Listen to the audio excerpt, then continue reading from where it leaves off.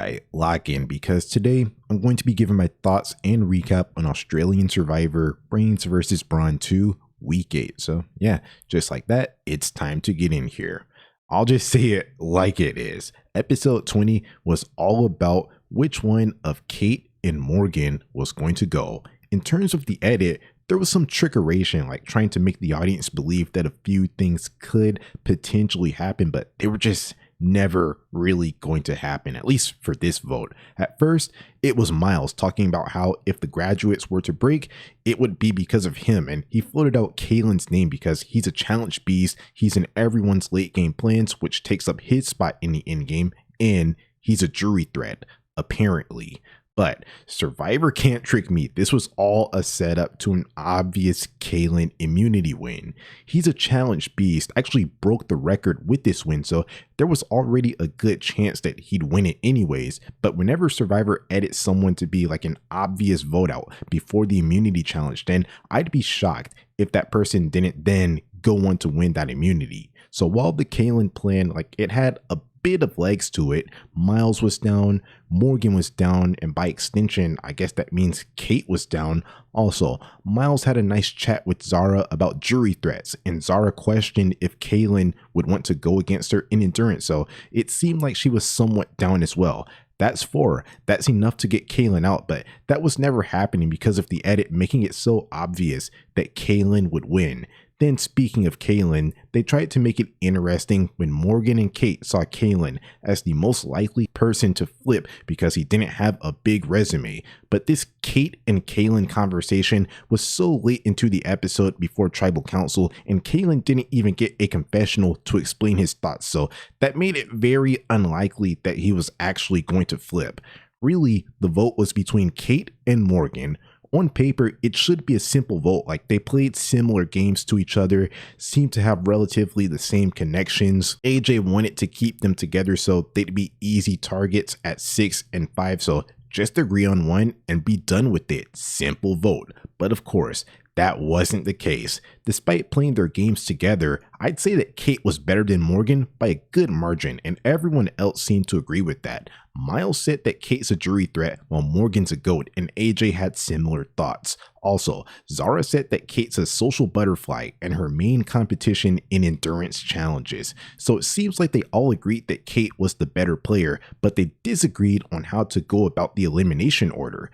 Miles and Zara had similar interests. Just take out Kate now, bigger threat, and Miles wanted to drag Morgan further into the end game. That's a very simple plan, like just take out the big threat now, don't risk them staying in the game and gaining momentum. While someone like AJ, he's not worried about Kate, like he probably thinks he can beat anyone, unlike Miles and Zara, so he wants Morgan out so Miles can't flip on the graduates at 5 and carve his pathway to the end with Morgan. If Kate's there at 5, like, you just have to vote her out, while if Morgan's there at 5, you risk someone seeing that as an opportunity to flip on the graduates and take Morgan deeper into the game because she's a GOAT and can't win challenges. So despite having contrasting levels of win equity and threat level, they're both threats in their own way because Kate can win challenges and like win the game, or Morgan can get taken further into the game as a GOAT, which takes up someone's spot in the final 2.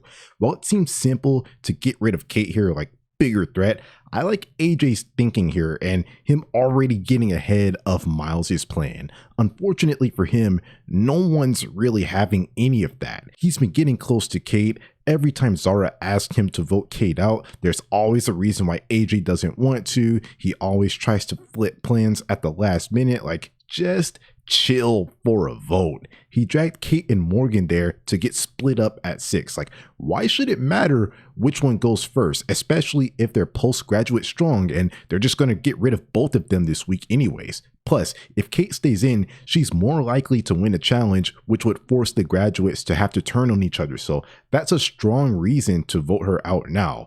It's AJ's fault for why no one in his alliance is really down for this, especially Zara, because this Kate and AJ pairing has been inseparable, and if she stays around, then that's just giving AJ more power at 5. I think Miles and AJ's reasons for wanting to get rid of Kate and Morgan respectively are a bit more strategic, while Zara's a bit more on the emotional side, you know, with AJ like always flipping the plan and making things complicated. But I also can't really blame Zara at all for needing to get Kate out here, because Kate is the person that was prioritized over her closest ally in the game, Karin. Like when it was Kate's time to go, all of a sudden, out of nowhere, there's this Karin plan, and at a point, you believe that she's just going to keep on getting dragged through the game. Even going back to the swap, when Miles floated Kate's name out there, Zara and Laura seemed on board, and they could have got her out because they potentially had 2 idols that they could use. But Max maxed it up and thought that he was tight with the Bronze, despite them literally openly throwing a challenge. Every time Zara has wanted Kate out, someone always has to barge in with their master plan. So I understand the frustration and just wanting to get her out like right now before anyone can come up with another plan. Also, Kate is Zara's biggest competition. They're both good at similar challenges. It's just that so far, Kate's been better. Also, if it's true that Morgan's win equity was actually that low, then this is totally Zara's best play, because she's taking out her biggest competition in challenges, and potentially, like in terms of being close to AJ, she has a GOAT in Morgan left in the game, and there could potentially be like a winning pathway there for Zara. So because AJ couldn't get Kate to vote for Morgan, which by the way, that was such an AJ GPT moment. It was so funny when Karin compared him to Chat GPT, and it definitely showed here. Like he was kind of expecting Kate to react positively to being told that she has to vote out her best friend in the game, instead of treating this situation with like a bit more care. But yeah, because of this, he needed at least someone on his side. So he tried to get Kaylin, which he understood what Miles could be planning, but he still sounded like he wanted Kate out, which although he doesn't have all of the information available to him, since Miles was planning against Kaylin, it was suboptimal play. Like yeah, AJ and Kaylin should want Morgan out so Miles can't flip on them, and Zara and Miles should want Kate out because they can beat Morgan, possibly. Kaylin's the only person that's not playing optimally here, besides Kate and Morgan. Kate saying that she wouldn't vote for Morgan to save herself, and Morgan basically giving up her game for Kate. I was actually confused on which of Kate or Morgan was going, because I thought that Kaylin was sort of on the fence. Plus, there was this talk that Kate had with Kaylin before Tribal where she told him that Miles was coming for him, so it could have been Miles. But he didn't elaborate on that in confessionals, and in the most recent conversation that he had before that one, he was wanting Kate out, so I guess Kate leaves here. But there was a late night immunity challenge at Tribal Council where Kate was able to secure her safety and impress the jury along the way, which is always nice. Clutch Kate. Look at Kate, man, so inspirational, such a challenge beast, such a beast at this game in general. Now, Kaylin wasn't able to compete in this challenge because he already won immunity, which I think is a bit questionable. Like, yeah, he can't wear 2 necklaces, but shouldn't he be able to compete and maybe pass the necklace to someone else and like be able to protect his plan for the night? I'm kind of thinking of like Big Brother, where in the US version, the head of household also gets to play in the POV competition to have a chance to protect their nominations, like make sure they don't change. Like maybe Kaylin should have had that chance here, like to have the opportunity to keep the necklace out of Morgan and Kate's hands, because I believe that Kate was getting voted out here, and this twist screwed up Miles, Zara, and Kaylin's plan. Now, was Kaylin really going to win this challenge? I don't know, like probably not. Like it was more of a Kate and Zara challenge anyways. Also, there's complacency that goes along with having that necklace. Like he probably wouldn't be as hungry to win another necklace because he's already safe. Also, like it's Australian Survivor. Stuff like this happens. Like it's just part of the game. So it's tough to say that it's unfair because it's probably the second most fair out of these 3 nighttime challenges that I've seen in these 3 recent seasons of Australian Survivor. I don't know what their schedule is or like how planned out this was, but I kind of think that this challenge was implemented here to potentially stop a steamroll. I think that the postgraduates were so tight, like they were just going to pagong everyone, so they had to throw this immunity challenge in here to make it interesting. That's my guess. Like, I don't think that this was something that was always in the plans to happen here. But the thing that goes against my thoughts is that with how the numbers were, 4 versus 2, an extra immunity necklace would be no good really, especially if one of the two didn't already have immunity prior to going into this challenge. So the best way to make the graduates sweat a bit, like maybe force them to turn on each other or get voted out, is instead of going with the heroes versus villains model, they should have went with the Titans versus Rebels model, where they were competing for 3 votes. It was an unfair and unpopular twist, but if they implemented an immunity challenge to help Kate and Morgan, then this wasn't the one, unless they had it at like 5 with one of them left and the graduates were still together. If they wanted to help Kate and Morgan, they should have used the Titans versus Rebels model. So yeah, I could be completely wrong, but ultimately I think this immunity challenge was last minute and it was meant to like add some intrigue, like stop the season from being a steamroll, but it didn't help much because there was no way for Kate and Morgan to both win unless one of them won immunity prior to the challenge. I just wanted to talk through my thoughts on what probably happened, but impromptu or not, planned or not, I don't really care because I'm rooting for Kate anyways, and it seems like she saved herself from getting voted out here. So big dubs, clutch Kate, men.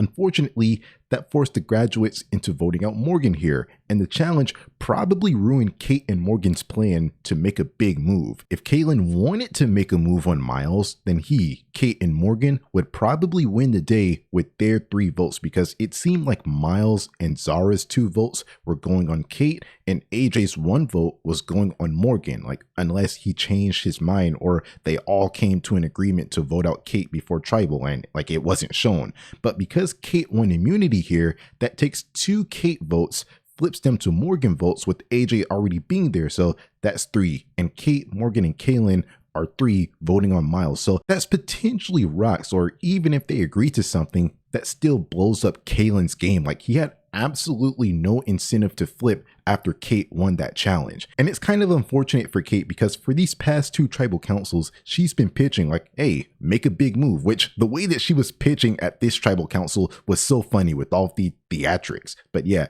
she wanted them to make a big move, but her winning here prevented the possibility of Kaylin making a big move. But yeah, Morgan gets voted out here 4-2. Right here, I would usually talk about her game overall like I have for every other player, but this week actually gave me the perfect opportunity to talk about not only her game, but also the game of someone that she was closely aligned with, which, yeah, it's obvious the person that was the next one voted out. But yeah, I wanted to talk about their games together, so I'll save it for near the end once I finish talking about episode 22. Before getting there, I just want to say, like, whoa, Miles played this round so badly. I get that he has to talk up Kaylin before the immunity challenge, like, you know, put ideas in people's heads. And I think it was all right to tell Zara, but not Morgan because she's on the bottom. Like, they're looking for any way to break up that alliance, and Miles just gave them ammunition. But not only that, it was more egregious that after the immunity challenge, Miles told Kate that things probably could have been different if Kaylin didn't win immunity, and Kate used that against Miles. Also, at this tribal council, while he ultimately said that he'd want to see one of the Brawn girls go home, he was saying some questionable stuff, like something along the lines of they're going to get to a point where Kaylin winning immunity might be an inconvenience for people that want him out, and he might envision himself getting to that point maybe like later down the line. Just why? Why would you put it out there that you might want to target him? You haven't even made it past this vote yet. Then to add to his bad round, Kate stayed, but that wasn't really on him. He could have won the challenge, but the fact that there was a second immunity challenge, like, that wasn't on him. Just hats off to Kate, but that means that he's not getting his perfect way with Morgan staying in the game. So it's just like a bad round that's not really playing out like how he wants it to play out. Even without the Kate stuff, this round is still bad for Miles because of the Kaylin of it all. Telling the wrong people at the wrong time that Kaylin could be next, and then floating the idea of targeting him later down the line at tribal council. Like, yeah, that's not the cleanest level of gameplay. I think he's being edited like a potential winner, especially given the confessional account. Like, it's really only Miles and AJ in the running. But man, if this is a potential winning game right here, then it's rough. I gotta say that. Not that I'll hate his game if he's the winner, like it has some holes in it for sure. Now getting to episode 22. I would say that this was the more interesting episode of the week, especially since Kaylin didn't win immunity here.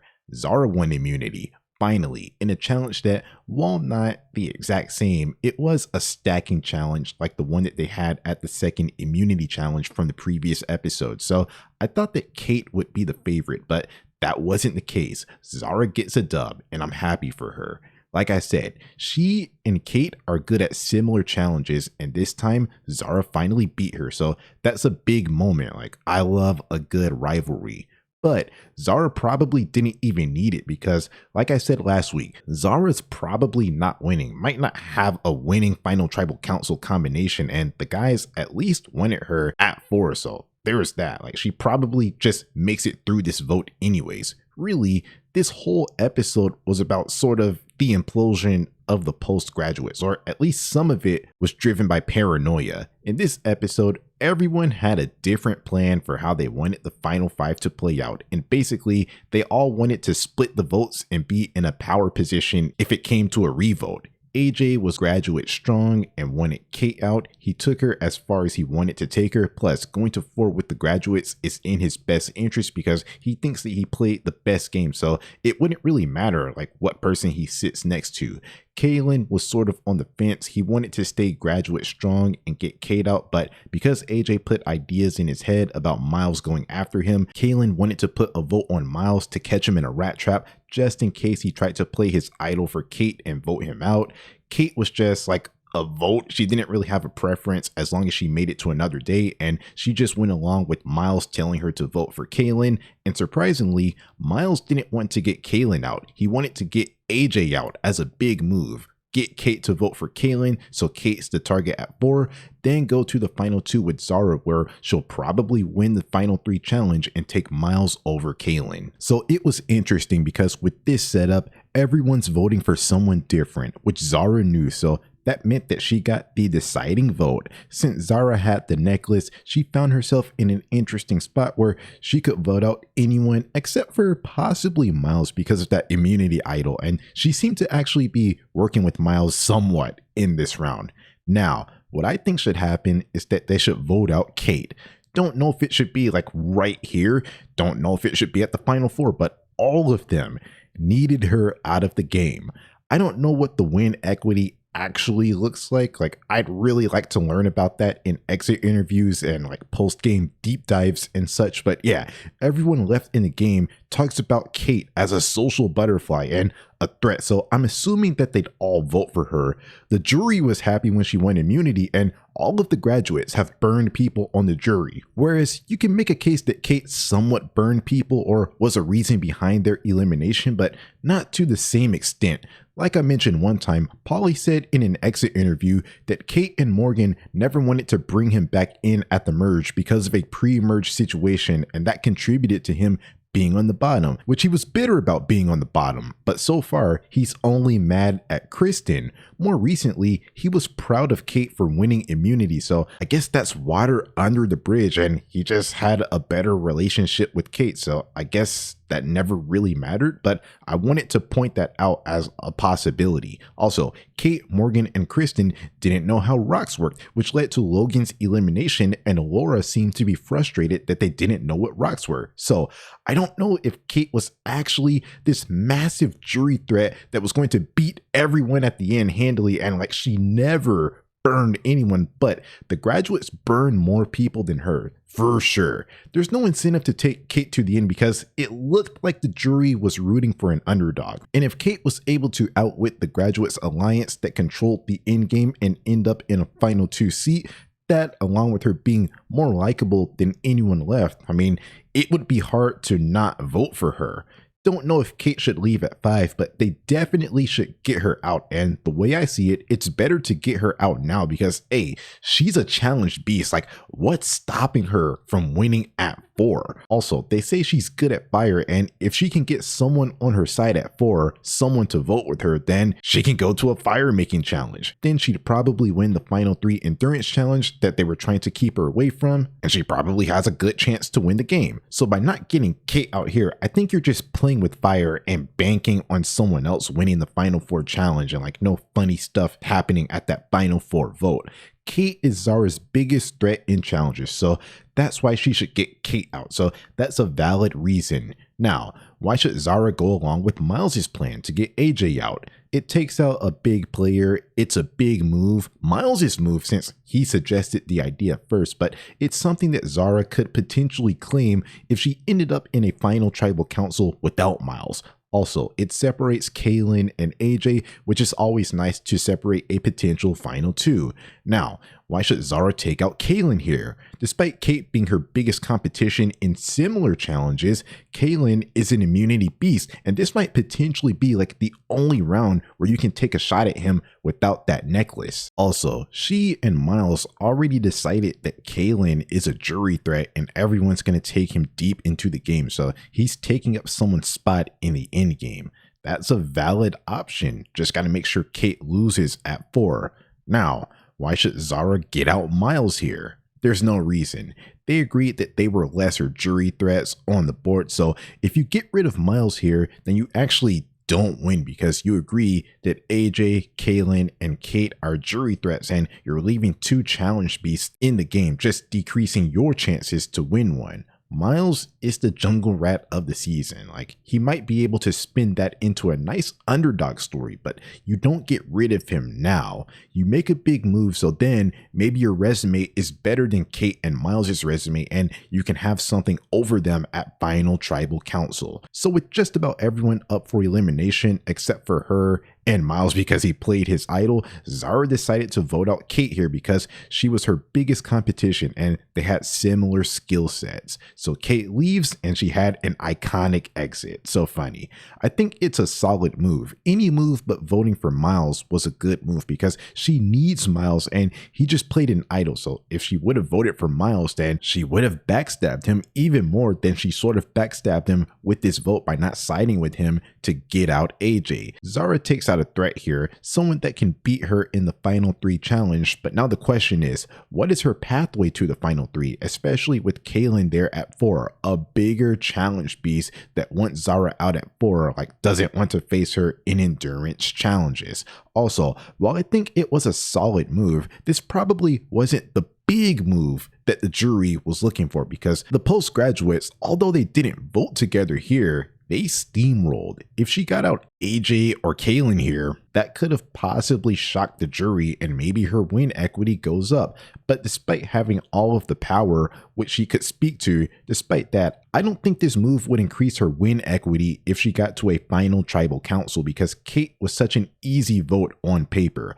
All this move accomplishes is just getting Kate out, which is nice if she can make it to the final 3, which could possibly happen because Miles voted for AJ, like all eyes on him now. So it'll be interesting to see how that plays out in the next round. But here, I want to talk about Kate and Morgan, my favorite players of this season. I know Survivor fans are really into the preseason, like they look at the cast and bios and make their winner picks before the season starts, but I've never really been into any of that. All I saw before the season was the cast picture with all of them together and promos, but that's it. I didn't go through the cast and try and learn about them. I just waited for the season to start. Ever since episode 1, I was all in on Kate and Morgan. I like their personalities and they were big swing votes at the candy vote. I like what they had going and I thought they could go far together, and that's what happened. I thought they'd be better. I thought they'd be a bit more dynamic.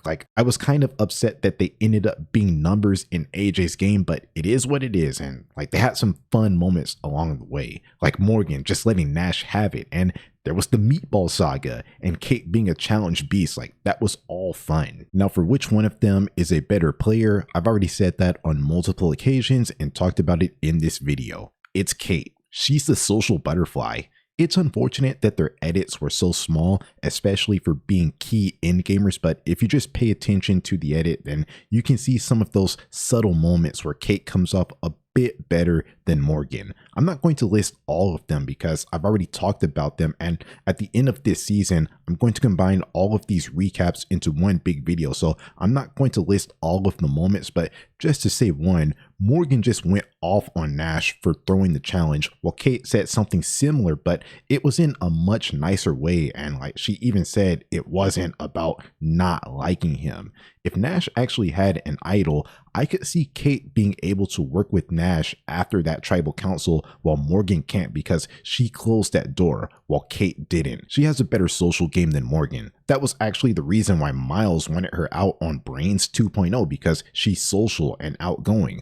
Also, she was the main one with the connection to AJ and the jury seemed to really like her, so yeah, she's just the social butterfly. She was also way better at challenges than Morgan. I think at the end of the day, Kate's better at challenges, Kate's better socially, although I think Morgan is alright socially, but I just don't know how to feel about their strategy. I question just about every one of their decisions except for the max vote. They made the candy move just to flip to Noonan's side for the next round. Really would have been nice to have some confessionals, which to be fair, I think Kate got like 2 or so confessionals in episode 1 and Morgan got like 2 or so confessionals in episode 4, but that's just not enough.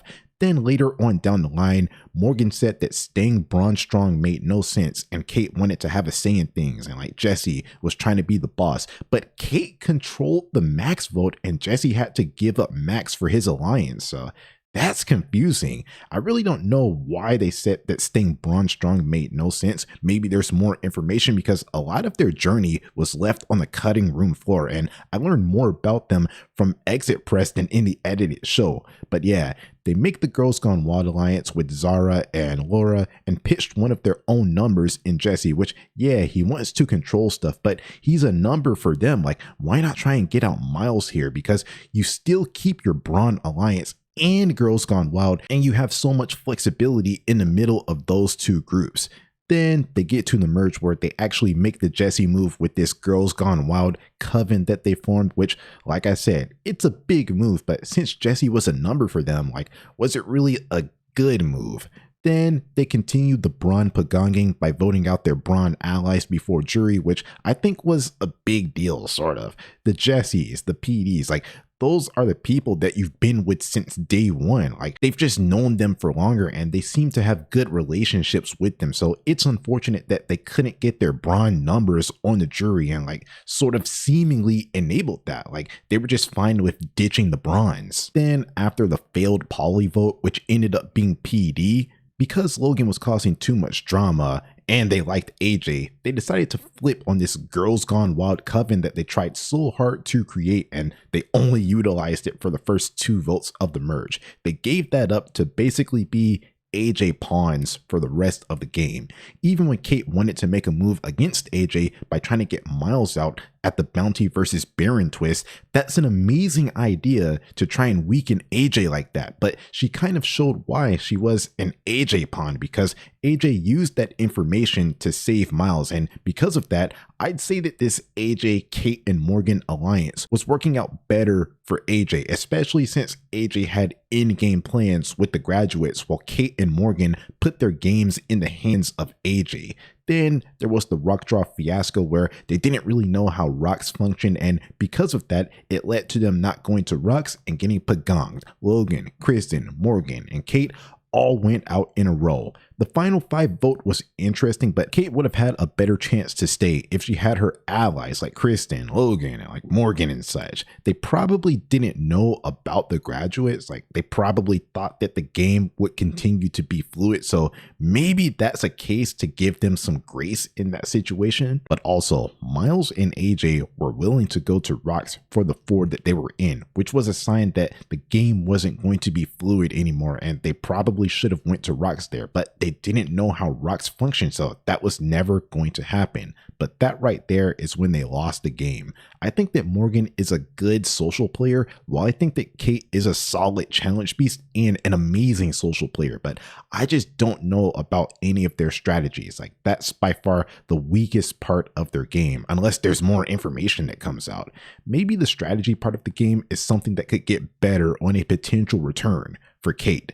Elephant in the room, Morgan was so under-edited throughout the whole season, got no confessionals in her elimination round, didn't get final words or a jury villa segment, and she left the game. Not going to speculate, not going to put anything out there. I just hope that she's okay, and like that's all I'd like to say about her at this time. Speaking of getting no confessionals in their elimination round, Kate also got no confessionals in her elimination round and got a very quiet edit overall in that episode, which was unfortunate because she was so much fun throughout this season. Like, I'd like to see her return to Survivor. Like I said, she was fun TV. Also, she's amazing at challenges and has one of the best social games that I've ever seen. She's possibly a top 4 player on this season, and if she learns the strategy more, she can possibly beat a legend, which I already have her as a legend in terms of Survivor characters, like personalities, but I'm talking about a legend gameplay wise. So I'd like to see her back on Survivor, but also it doesn't have to be Survivor. Like, I'm open to anything.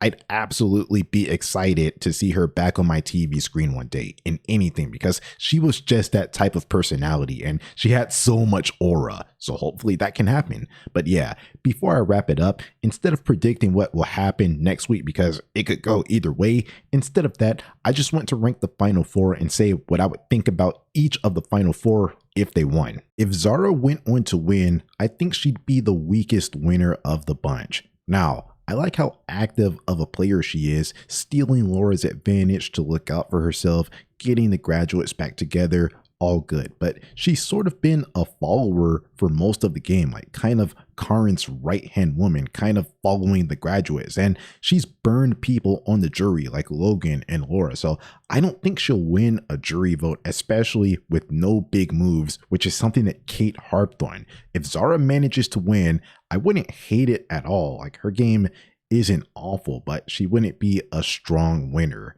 In third, it's Miles. Despite him getting a big edit, I don't think he's that amazing as of right now. Now, finding idols is part of the game and he's amazing at that, but his gameplay is so sloppy and gets him into positions where he has to use idols, like when he was annoying everyone on Brains 2.0 and when he was apparently getting cocky or whatever at the Bounty versus Baron twist and both sides agreed that Miles was going home.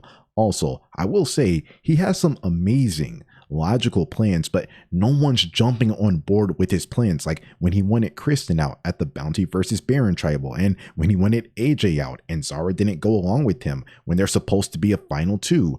Also, he's just openly saying Kaylin winning immunities might be a problem and he might want to make a move to get him out, but now isn't the time. And he gave desperate people on the bottom ammunition to use against him to try and get Kaylin on their side. And he told AJ that he voted for him.